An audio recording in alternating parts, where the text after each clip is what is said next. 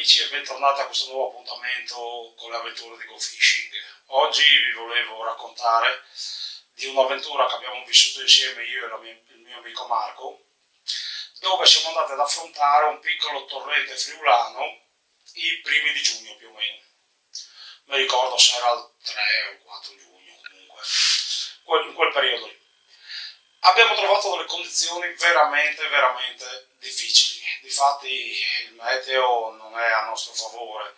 Siamo circa un mese indietro con la stagione, vi dico la verità. Abbiamo trovato acqua fredda con quel classico color verdone da neve e i livelli erano alti, c'era niente da fare. Abbiamo deciso comunque di pescare e abbiamo pescato ovviamente a ninfa.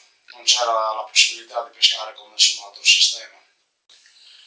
Abbiamo usato parecchi tipi di ninfe, perdigon, piuttosto che ninfe imitative, con senza spot, svariate cose, ma una in particolare ci ha regalato delle grandi soddisfazioni.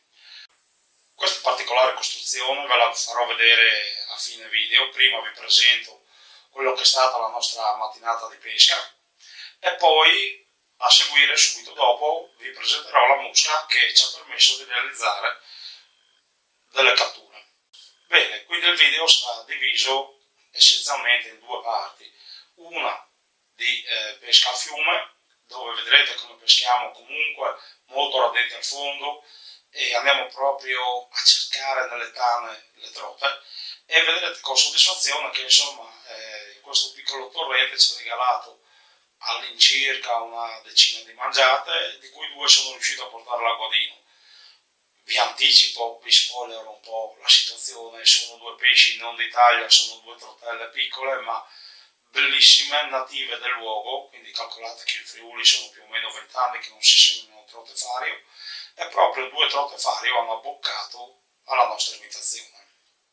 Come dicevo prima, la seconda parte del video realizzerò la ninfa che ci ha permesso di fare queste splendide catture e di trascorrere una mattinata insieme.